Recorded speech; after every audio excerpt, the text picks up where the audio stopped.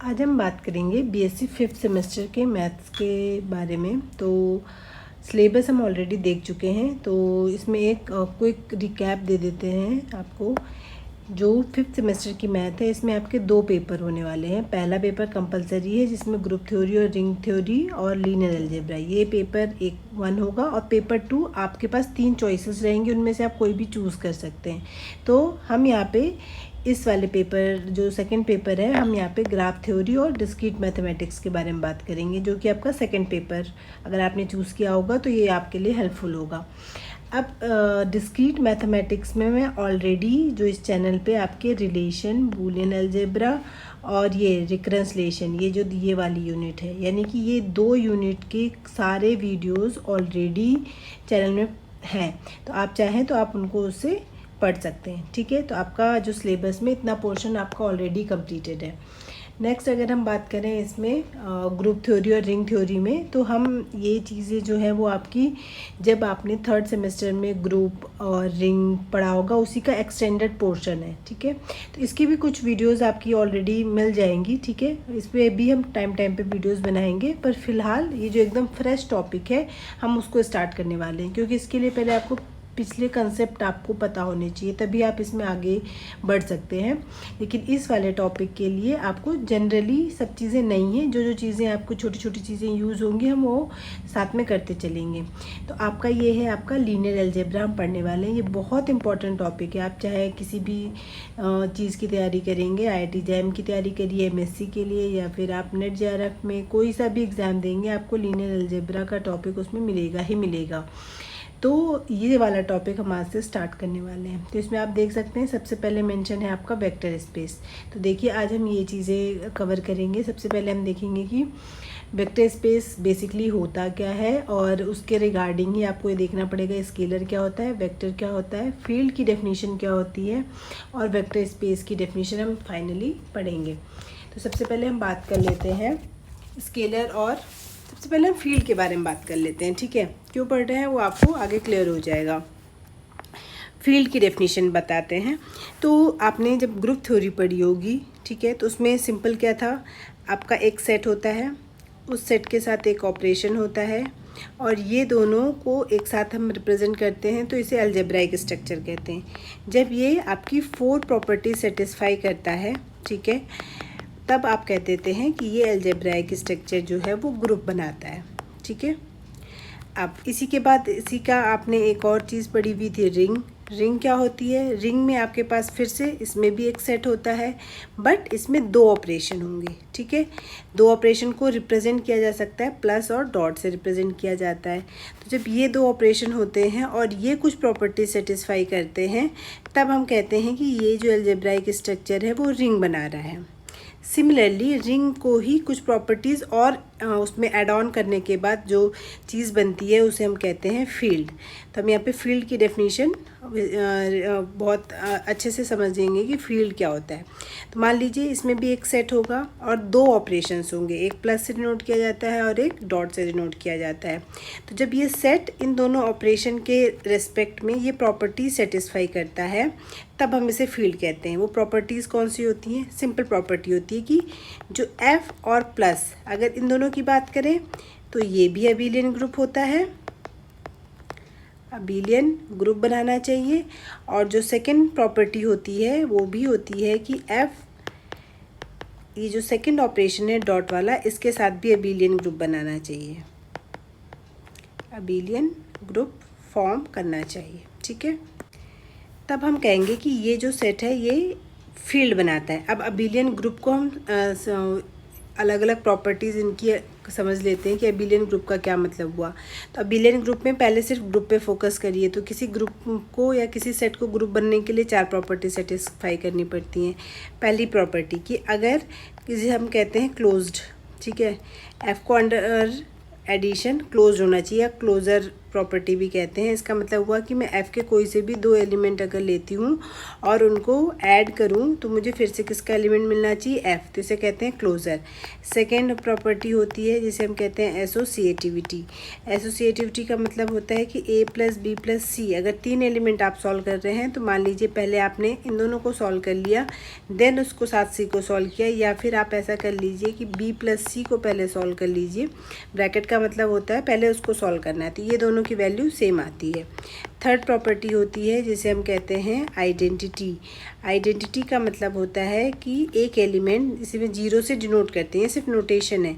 Zero आपका एक F ऐसा इसमें पड़ेगा कि मैं ए के, यानी कि for every A belongs to F, अगर मैं a प्लस ज़ीरो करूँ तो सॉल्व करके फिर से a आना चाहिए, ठीक है, तो तब इसको कहेंगे हम ये एडिटिव आइडेंटिटी हो गई। फोर्थ प्रॉपर्टी होती है जिसे हम कहते हैं एडिटिव इन्वर्स। एडिटिव इन्वर्स का मतलब हुआ कि अगर a बिलोंग कर रहा है f में तो उसके करस्पॉन्डिंग एक माइनस a बिलोंग करेगा f में, सच दैट कि इन दोनों को सॉल्व करके आपको एक एडिटिव आइडेंटिटी मिल जाएगी, ठीक है। तो ये हो गया आपका इन्वर्स। तो जब ये चार प्रॉपर्टी सेटिस्फाई करता है तो सेट को क्या कहते हैं, ग्रुप कहते हैं। और फाइनली अगर ये पांचवी प्रॉपर्टी जिसे कि हम कहते हैं कॉम्यूटेटिव, यानी कि a plus B is equal to B plus A अगर हो रहा है सभी एलिमेंट्स के लिए, तब हम कहेंगे कि ये जो सेट है वो कॉम्यूटेटिव भी हो गया। तो पांचों प्रॉपर्टी के साथ इसको हम अबेलियन ग्रुप कह देते हैं अंडर एडिशन। इसी तरीके से यही पांचों प्रॉपर्टीज़ आपकी इस दूसरे ऑपरेशन के लिए भी होना चाहिए, जिसको कि हम यहाँ डॉट से या मल्टीप्लिकेशन से नोट कर रहे हैं। तो यहाँ पे इसके अगर हम डिस्क्राइब करें प्रॉपर्टीज़, तो पहली फिर से क्लोजर, यानी कि ए डॉट बी जो होगा वो फिर से एफ का एलिमेंट बनना चाहिए। दूसरी प्रॉपर्टी होती है आपकी एसोसिएटिव। एसोसिएटिव का मतलब हुआ कि A dot B dot C में पहले आप किसी भी दो एलिमेंट को सॉल्व करें, आपका आंसर सेम आएगा। थर्ड होता है जिसे हम कहते हैं आइडेंटिटी।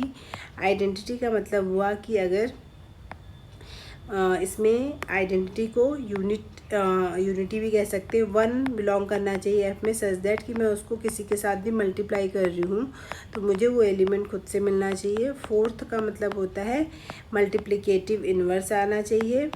अब मल्टीप्लिकेटिव इन्वर्स अगर a बिलोंग कर रहा है f में, और सीधी सी बात है हम हमेशा कह सकते हैं कि a not equal to zero होना चाहिए, तब आपका 1/a भी एग्जिस्ट करना चाहिए। 1/a का मतलब ये हुआ कि a इन्वर्स ऐसे करके नोट करते हैं। कैसा होगा कि a और a इन्वर्स को अगर मैं सॉल्व करूं तो आपको आइडेंटिटी यानी कि 1 मिलना चाहिए, ठीक है। या फिर आप इसको शॉर्ट में ऐसा लिख सकते हैं कि यहाँ पे ए इन्वर्स करके ही डिनोट कर सकते हैं, ठीक है। तो ये इसका मल्टीप्लिकेटिव इन्वर्स हो गया। तो ये फिर से ग्रुप की प्रॉपर्टी हो गई, बट आपको अबिलियन चाहिए। अबिलियन का मतलब पांचवी प्रॉपर्टी भी सेटिस्फाई करनी पड़ेगी कि इनके ऑर्डर से कोई फ़र्क नहीं पड़ता। आप चाहे ए डॉट बी निकालिए चाहे बी डॉट ए निकालिए, आपका आंसर सेम आएगा। तो जब ये सारी प्रॉपर्टी सेटिस्फाई करता है आपका कोई भी फील्ड, ठीक है, साथ में कुछ डिस्क्रिप्टिव जिसे हम कह सकते हैं डिस्ट्रीब्यूटिव प्रॉपर्टीज़ भी अगर सेटिस्फाई कर रहे हैं, जैसे कि डिस्ट्रीब्यूटिव प्रॉपर्टी क्या होती है, अगर मल्टीप्लिकेशन ओवर एडिशन क्या बनेगा, ये ए बी प्लस ए सी होना चाहिए। ऐसी A plus B dot C जो होना चाहिए वो A dot C plus B dot C, ये वाली प्रॉपर्टीज़ भी सेटिस्फाई करें। मतलब ये 10 + 2 ये प्रॉपर्टीज़ जब सेटिस्फाई कर लेता है कोई भी सेट और उसके साथ के दो ऑपरेशंस, तब हम उसको फाइनली फील्ड कहते हैं, ठीक है। तो आई होप आपको ये क्लियर हो गया होगा फील्ड क्या होता है, ठीक है। बाकी ये सब प्रॉपर्टीज़ के बारे में डिटेल से पढ़ने के लिए थर्ड सेमेस्टर में है आपके, तो जो थर्ड सेमेस्टर की वीडियोस आएंगी आप उनको चाहे तो देख सकते हैं, ताकि आपको ये सारी प्रॉपर्टीज़ और अच्छे से, अगर आपने नहीं पढ़ी हैं तो आपको वहाँ से क्लियर हो जाएंगी, ठीक है। फिलहाल इसके लिए बस इतना ही कंपलसरी था, फील्ड की डेफिनेशन पढ़ना तो हमने देख लिया है, और इनका क्या क्या मीनिंग है वो भी हमने शॉर्ट में समझ लिया है, ठीक है। तो ये हो गया आपके पास फील्ड की डेफिनेशन। अब हम आगे बढ़ते हैं स्केलर और वेक्टर, और मेन चीज़ है जो आज का टॉपिक वेक्टर स्पेस के बारे में, ठीक है। तो देखिए पहले हम वेक्टर स्पेस की प्रॉपर्टी के बारे में बात करते हैं। वेक्टर स्पेस क्या होता है, तो वेक्टर स्पेस का मतलब होता है यहाँ पे कि फिर से एक सेट होगा, इवन यहाँ पे क्या होगा, दो सेट होंगे, एक को हम डिनोट करेंगे V से और एक और सेट को डिनोट करेंगे हम यहाँ पे F से, ठीक है। यानी कि दो सेट है। अभी तक क्या चल रहा था, सिर्फ ग्रुप में, रिंग में, फील्ड में, सब में सिर्फ एक सेट के बारे में बात हो रही थी। यहाँ पे हमारे पास दो सेट आपको कंसिडर करने पड़ेंगे, एक होगा V, एक होगा F। अब F को कहते हैं, ये f जो होना चाहिए ये फील्ड होना चाहिए, ठीक है, तभी हम वेक्टर स्पेस की प्रॉपर्टी सेटिस्फाई करते हैं, ठीक है। तो फिर से वही चीज़ हो गई, v होगा और एक f होगा, f को फील्ड होना चाहिए। अब इसके बाद जब ये दोनों मिल के, क्योंकि दो सेट है तो एक साथ ही कंबाइन होके ये सब चीज़ें होंगी, तो ये दोनों मिल के अगर कुछ प्रॉपर्टी सेटिस्फाई कर लेते हैं तब हम इसको कह देंगे वेक्टर स्पेस, ठीक है। या फिर कहेंगे, ऐसा भी कह सकते हैं, V is a vector space over field F, ठीक है। VF is a vector space over field F। तो ये फील्ड आपका मेंशन होना बहुत ज़रूरी है कि ये फील्ड कौन सी है, ओके। तो VF को वेक्टर स्पेस कहेंगे। अभी हमने यहाँ पे वेक्टर और स्केलर दो टर्म यूज़ किए थे, तो आपने फिज़िक्स में ऑलरेडी पढ़ा होगा कि स्केलर क्वांटिटीज़ होती हैं कुछ और कुछ वेक्टर क्वांटिटीज़ होती हैं। स्केलर क्वांटिटीज़ का मतलब होता है ऐसी क्वांटिटीज़ जिनको डिनोट करने के लिए सिर्फ और सिर्फ आपको मैग्नीट्यूड की ज़रूरत पड़ती है, ठीक है, सिर्फ वैल्यू की ज़रूरत पड़ती है मतलब। और वेक्टर क्वांटिटीज़ वो होती हैं जिसमें मैग्नीट्यूड के साथ साथ उसकी डायरेक्शन भी होती है, ठीक है। जैसे कि हमने छोटा सा एग्जांपल ले लेते हैं, जैसे कि हमारी हो गई डिस्टेंस और एक दूसरा होता है जिसे हम कहते हैं डिस्प्लेसमेंट, ठीक है। तो डिस्टेंस का मतलब होता है पॉइंट A पॉइंट B के पास जाने के लिए कितना डिस्टेंस उसने कवर किया, ठीक है। आपको बस इतना मतलब है कि कहाँ से कहाँ तक कितना गया, बस आपको मैग्नीट्यूड से मतलब है, ठीक है। तो मान लीजिए ये यहाँ से यहाँ गया, ठीक है, और सपोज़ करिए यहाँ से वापस यहाँ आ गया, ठीक है, A to A उसने वापस आ गया। तो मान लीजिए ये दूरी 4 किलोमीटर है, फिर से वापस आया 4 किलोमीटर, टोटल डिस्टेंस कितनी हो गई इसकी 8 किलोमीटर की, ठीक है। लेकिन डिस्प्लेसमेंट का मतलब होता है आप उसमें मैग्नीट्यूड के साथ साथ उसकी डायरेक्शन भी देख रहे हैं। डायरेक्शन का मतलब आप कह रहे हैं ए फाइनल, ये तो हो गया इनिशियल पॉइंट, शुरुआत उसने यहाँ से की, लेकिन अंत में कहाँ से, यहाँ से गया, यहाँ पे फिर से वापस आ गया। तो फाइनली उसको अगर मैं डायरेक्शन के साथ देखूँ कि वो अब फाइनली कहाँ पे मौजूद है, अब वो यहीं पे है, तो इनिशियल पॉइंट और फाइनल पॉइंट दोनों के बीच में सब वो एक ही जगह पे है, तो डिस्टेंस दोनों के बीच की कितनी हो गई, 0। तो डिस्प्लेसमेंट सेम यही केस में डिस्प्लेसमेंट कितना हो गया, 0 किलोमीटर, ठीक है। तो इसी तरीके से जैसे कि अगर और भी एक एग्जांपल ले सकते हैं इसी केस में, मान लीजिए A से B तक गया है, या फिर आप ऐसा कह लीजिए एक कुछ भी पार्टिकल था, चींटी थी या जो भी कह लीजिए, वो डायरेक्शन में जा रही थी, वो पहले यहाँ गई फिर यहाँ गई, ठीक है, यहाँ गई। मान लीजिए ये 3 किलोमीटर्स गई और ये 4 किलोमीटर्स गई, तो डिस्टेंस के हिसाब से टोटल कितना गया और चीज़ 7 किलोमीटर, 3 to यहाँ 4 यहाँ। बट अगर मैं डिस्प्लेसमेंट की बात करूँ तो आपको पता है आपको सीधे डायरेक्शन देखनी है कि किस डायरेक्शन में, ये यहाँ पे शुरुआत में था, लास्ट में ये कहाँ गया, यहाँ पे। आप सीधे देखिए तो कितनी वैल्यू आएगी, यह ट्रायंगल बनता है और आप इसकी वैल्यू निकालेंगे तो ये 5 आएगी। तो डिस्प्लेसमेंट तो कितना हो गया आपका 5, यानी कि एक्चुअल वो यहाँ से 5 किलोमीटर ही इस डायरेक्शन में गया है। तो इस तरीके से स्केलर और वेक्टर क्वांटिटीज़ आपका वेलोसिटी हो गया, स्पीड हो गया, ये सब चीज़ें आपने ऑलरेडी देखी हुई है, बट यहाँ पे इनका कोई लेना देना नहीं है, ठीक है। यहाँ पे ये चीज़ें स्केलर और वेक्टर क्वांटिटी से ये वाली मीनिंग सिर्फ फिज़िक्स में है, यहाँ पे हम सिर्फ रिप्रेजेंटेशन करते हैं। कैसे? क्योंकि V भी एक सेट है, F भी एक सेट है, तो V के जो भी एलिमेंट्स होंगे इनको हम वेक्टर से डिनोट करेंगे और F के जो भी एलिमेंट होंगे उनको हम कहेंगे कि ये स्केलर हैं। अगर बाय चांस बहुत सारे एग्जांपल्स ऐसे भी आएंगे जब हो सकता है दोनों सेम हो, ठीक है, जैसे कि ये भी V हो ये भी V हो, सेम ही होंगे, ठीक है, लेकिन उसके बाद भी इसके एलिमेंट आप हमेशा वेक्टर कहेंगे और इसके एलिमेंट स्केलर रहेंगे, ठीक है। अब क्या होगा, अब कुछ प्रॉपर्टीज़ सेटिस्फाई करवाएंगे जिससे ये वेक्टर स्पेस बनाएंगे। तो प्रॉपर्टीज़ देखिएगा, प्रॉपर्टीज़ भी बहुत सिंपल है, इसको हम बांट सकते हैं एक्चुअली 4 कैटेगरीज़ में। प्रॉपर्टीज़ याद रखने का आसान तरीका है, इसको 4 कैटेगरी में आप बांट दीजिए। पहली कैटेगरी, ठीक है, पहली कैटेगरी होगी क्योंकि V के एलिमेंट्स वेक्टर से, F के एलिमेंट स्केलर से, तो ऑपरेशन यूज़ करने पड़ेंगे आपको।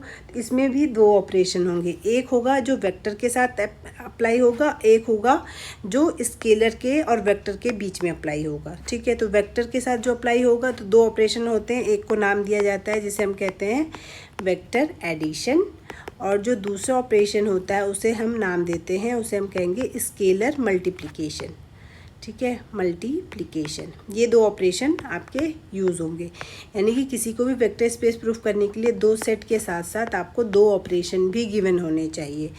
अब पहली प्रॉपर्टी होगी वी के लिए, यानी कि वेक्टर्स के एलिमेंट के लिए। तो आप यहाँ पे वेक्टर एडिशन को प्लस से डिनोट कर लीजिए, एक्सल स्केलर मल्टीप्लिकेशन को डॉट से डिनोट कर लीजिए। तो जो वी और प्लस होना चाहिए, ठीक है, ये जो सेट होगा ये आपका अबेलियन ग्रुप बनाना चाहिए, अबेलियन ग्रुप। तो पहला पोर्शन ये हो गया प्रॉपर्टी का। सेकंड पोर्शन हो गया आपका प्रॉपर्टी का स्केलर मल्टीप्लिकेशन, कि जो आपका वी होना चाहिए वो स्केलर मल्टीप्लिकेशन के अंडर में क्लोज होना चाहिए, ठीक है, स्केलर मल्टीप्लिकेशन के अंडर में क्लोज होना चाहिए। तो ये हो गई दूसरी प्रॉपर्टी। तीसरी टाइप की प्रॉपर्टी होती है जो कि आप उसे कह सकते हैं डिस्ट्रीब्यूटिव टाइप की प्रॉपर्टीज़, ठीक है। तो ये डिस्ट्रीब्यूटिव टाइप की प्रॉपर्टीज़ हो जाएंगी। और चौथी हो जाएगी आपकी एक यूनिट एलिमेंट वाली। तब इनको थोड़ा सा डिस्क्राइब कर लेते हैं। अबेलियन का क्या मतलब है, वी के देखो वेक्टर एलिमेंट जो होंगे वो हमेशा थोड़ा सा बोल्ड लेटर में दिखाई देंगे। जैसे कि आप इसमें अगर एक्स अगर ऐसे लिखा है तो इसका मतलब ये स्केलर है, लेकिन एक्स अगर ऐसे ऐसे थोड़ा सा बोल्ड लेटर में ऐसे लिखा हुआ है तो आप उसे कहेंगे कि ये वेक्टर क्वांटिटी है, ठीक है। जनरली वेक्टर के जो एलिमेंट होंगे हम उसे यू वी डब्ल्यू इन सब से डिनोट करेंगे, और स्केलर के जो एलिमेंट हैं हम उन्हें ए बी सी करके डिनोट करेंगे, ठीक है। ये तो अभी मैंने बता दिया है, बट जनरली यही आपको देखना है कि जो वेक्टर के एलिमेंट होंगे उन्हें हम थोड़ा सा बोल्ड यानी कि यू वी डब्ल्यू करके डिनोट कर दिया, और इसके जो लेटर है वो नॉर्मल ए बी सी करके डिनोट करेंगे। तो उससे आप दोनों में डिफरेंस पता लगा सकते हैं। अब अबेलियन ग्रुप के लिए क्या होना चाहिए, यानी कि जो भी वेक्टर एलिमेंट्स होंगे, इसका थोड़ा सा जो वेक्टर एलिमेंट्स होंगे उनके लिए अबेलियन के लिए पहली प्रॉपर्टी कि इसका जो भी एलिमेंट होगा, मान लीजिए कि एलिमेंट यू ले लिया और दूसरा एलिमेंट क्या ले लिया, वी ले लिया, इज इक्वल टू। अब आपको पता है कि चूँकि पहली प्रॉपर्टी ग्रुप अबेलियन ग्रुप की क्लोजर होती है तो ये भी क्लोजर होगी। तो यू प्लस वी जो भी बनेगा वो फिर से किसका एलिमेंट बनेगा, आपका वेक्टर ही बनना चाहिए फिर से। सेकेंड प्रॉपर्टी होती है एसोसिएटिव, यानी कि आपने अगर यहाँ पे u plus V plus W लिया हुआ है तो u plus V plus W, यानी ब्रैकेट को अगर आप इधर से इधर शिफ्ट कर दे रहे हैं तो कोई फ़र्क नहीं पड़ेगा। तो इसे तो हम कहते हैं क्लोज़र, इसे हम कहते हैं एसोसिएटिव। थर्ड प्रॉपर्टी होती है जिसे हम कहेंगे आइडेंटिटी। तो इसमें एक एडिटिव आइडेंटिटी होनी चाहिए, यानी कि एक वेक्टर वाला ज़ीरो वी में ऐसे बिलोंग करेगा कि आप कह सकते हैं u plus zero is equal to zero plus U is equal to U. तो ये हो गई आपकी आइडेंटिटी। और चौथा होता है जिसे हम कहते हैं इन्वर्स। तो इन्वर्स का मतलब अगर u वेक्टर का एलिमेंट है तो माइनस यू भी वेक्टर में ऐसे पड़ेगा कि इन दोनों को अगर आप सॉल्व करें तो आंसर आपको एडिटिव आइडेंटिटी मिलेगी। और फाइनली चूँकि अबेलियन है तो कॉम्यूटेटिव हुई होगा, यानी कि u plus V is equal to V plus U आना चाहिए, ठीक है। तो अब देखिए एक चीज़ आपको हमेशा ध्यान रखने की जरूरत है, चूँकि एफ भी फील्ड है तो हमने कहा था फील्ड में भी एडिटिव आइडेंटिटी आती है। तो यहाँ पे वी में भी एडिटिव आइडेंटिटी आएगी, एफ में भी आएगी। इसका भी ज़ीरो एलिमेंट होगा, इसका भी ज़ीरो एलिमेंट होगा। तो बस आपको कैसे दोनों में डिफ्रेंशिएट करना है, इसके ज़ीरो एलिमेंट को थोड़ा सा बोल्ड करके लिखेंगे तो इसका मतलब ये वेक्टर वाला ज़ीरो है, और नॉर्मल ऐसा ज़ीरो लिखेंगे तो इसका मतलब क्या हुआ, ये स्केलर वाला ज़ीरो है। तो ये हो गई आपकी स्टार्टिंग की प्रॉपर्टीज़। स्केलर मल्टीप्लिकेशन के अंडर में क्लोज होने का मतलब ये हुआ कि अगर मैंने एक एलिमेंट स्केलर ले लिया, एक एलिमेंट अगर मैंने वेक्टर वाला ले लिया तो इसको सॉल्व करके फिर से ही ये वेक्टर का एलिमेंट बन जाना चाहिए, ठीक है। यानी कि एक स्केलर और एक वेक्टर, इन दोनों को सॉल्व करके मल्टीप्लाई करके इनके बीच में स्केलर मल्टीप्लिकेशन वाला ऑपरेशन करके आपको फिर से वेक्टर ही मिलना चाहिए। तो ये उसके अंडर में क्लोज हो गया। ये हो गई आपकी सेकेंड टाइप की। थर्ड आती है आपकी डिस्ट्रीब्यूटिव। तो डिस्ट्रीब्यूटिव में देखिए ये स्केलर, ये हो गया आपका यहाँ पे वेक्टर, इसको सॉल्व करके क्या बनेगा, ए यू प्लस ए वी। अगली डिस्ट्रीब्यूटिव वाली प्रॉपर्टीज़ है, ये हो गए दोनों स्केलर, बाहर से आ गया आपके पास वेक्टर, इसको सॉल्व करके ए यू प्लस बी यू बनेगा, ठीक है। और थर्ड प्रॉपर्टी हो गई, ये दोनों हो गए आपके स्केलर, ये हो गया आपका वेक्टर, इसको आप इस तरीके से भी लिख सकते हैं। एक तरह से इसमें भी एसोसिएटिव वाली प्रॉपर्टी होल्ड हो रही है। तो 3 प्रॉपर्टीज इसकी हो गई। फाइनल प्रॉपर्टी हो गई कि आपको पता है एफ फील्ड है तो उसमें यूनिटी आइडेंटिटी भी पड़ती है, ठीक है, मल्टीप्लिकेटिव आइडेंटिटी जिसे कहते हैं, यानी कि इसका 1 पड़ेगा तो 1 तो बिलोंग करेगा ही एफ में। लेकिन कैसा होना चाहिए कि 1 को मैं अगर वेक्टर के किसी भी एलिमेंट के साथ अगर सॉल्व करूँ तो मुझे फिर से क्या मिलना चाहिए, यू मिलना चाहिए, ठीक है। For every U belongs to capital V. तो ये जब सारी प्रॉपर्टी 5, 6 और ये 4 यानी कि टोटल 10 प्रॉपर्टीज़ जब कोई अपने दो ऑपरेशंस के साथ सेटिस्फाई कर लेते हैं तब हम उसे वेक्टर स्पेस कहते हैं। तो आई होप आपको क्लियर हो गया होगा कि वेक्टर स्पेस कुछ अलग नहीं है, जो आपने ऑलरेडी ग्रुप में पढ़ा था, रिंग में पढ़ा था, उसी में से ही कुछ अलग टाइप की एक सेट फॉर्मेशन है और कुछ प्रॉपर्टीज़ सेटिस्फाई करने के बाद वो वेक्टर स्पेस बना देता है, ठीक है। और वी के एलिमेंट को वेक्टर्स कहते हैं, एफ के एलिमेंट को स्केलर कहते हैं। इसके एलिमेंट डार्क थोड़ा सा बोल्ड लेटर से दिखाए जाएंगे और एफ़ के एलिमेंट नॉर्मल जैसे दिखाए जाते हैं उसमें दिखाए जाएंगे। तो इस तरीके से हम ये जो चीज़ें हमने पढ़नी थी वो कवर कर ली हैं। आज के लिए इतना बहुत है। नेक्स्ट वीडियो में हम फिर वेक्टर स्पेस के एग्जांपल्स देखेंगे। हम बहुत सारे एग्जांपल्स देखेंगे, तो शायद 2 या 3 वीडियोज़ एग्जाम्पल्स के ऊपर बने, क्योंकि आपको आगे बढ़ने से पहले ये वेक्टर स्पेस की प्रॉपर्टीज सेटिस्फाई करवाना, वेक्टर स्पेस प्रूफ करना बहुत ज़रूरी है। तभी आपका ये बेस स्ट्रॉन्ग होगा, तभी आप आगे के कंसेप्ट को बहुत अच्छे से समझ पाएंगे।